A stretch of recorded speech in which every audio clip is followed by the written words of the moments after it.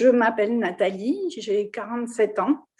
Je suis actuellement en arrêt maladie, mais avant, je faisais hôtesse d'accueil pour un magasin de bricolage.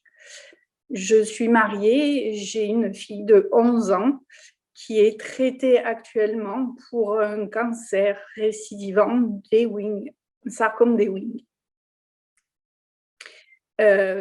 Pour ma part, j'ai un cancer du col de l'utérus récidivant stade 4. J'ai commencé en mars 2013 avec une conisation qui s'est très bien passée à l'hôpital de Brive.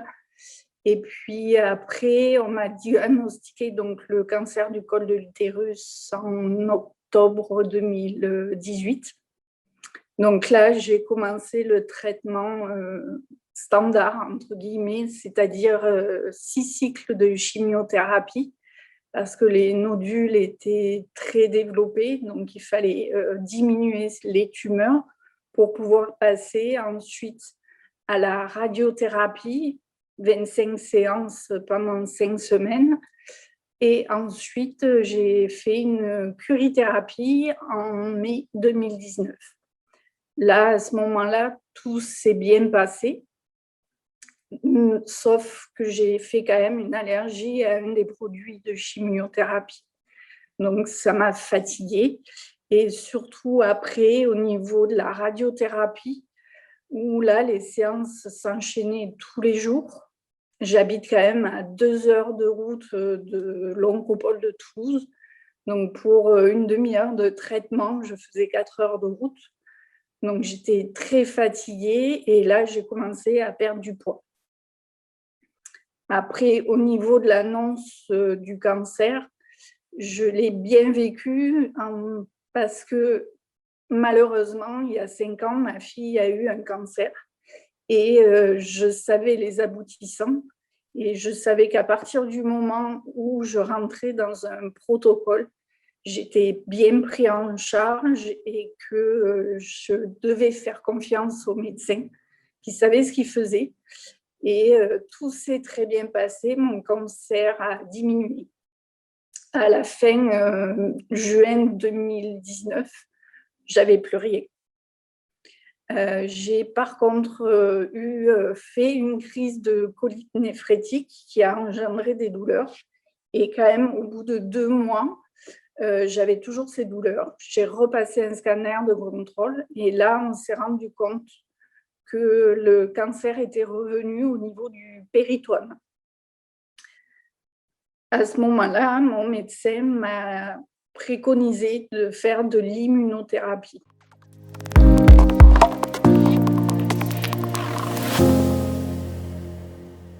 Je ne connaissais pas du tout et j'étais partante pour un nouveau protocole, une nouvelle solution moins lourde que la chimiothérapie.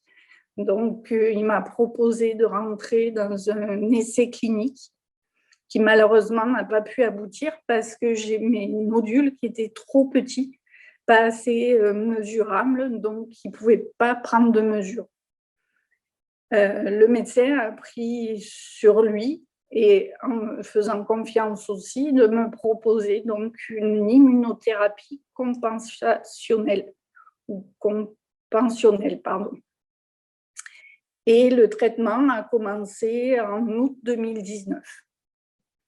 Les injections se sont passées 2 fois par mois avec prise de sang et tout se passe bien. Je n'ai pas eu d'effet négatif au départ, à part quelques rhumatismes au niveau des chevilles et des poignets. Et par contre, en mars 2020, j'ai commencé à tousser petit à petit, de plus en plus. Et il s'est avéré que j'ai de l'asthme qui est actuellement traité avec de la ventoline et ça m'a arrêté la toux. Je finis normalement mon cycle d'immunothérapie en août 2021. Et les scanners sont bons, tout est positif.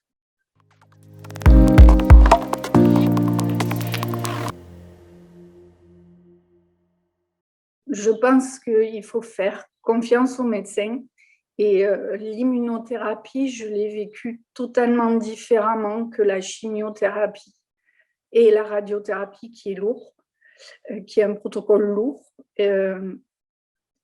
Pour ma part, c'est vrai que je n'ai pas eu d'effets secondaires très lourds, donc j'ai pu reprendre une vie normale tout en étant en arrêt maladie. Mais j'ai pu m'occuper de ma fille, de la maison, je n'étais pas fatiguée. Franchement, c'est une expérience très positive pour ma part parce que j'ai pas vécu.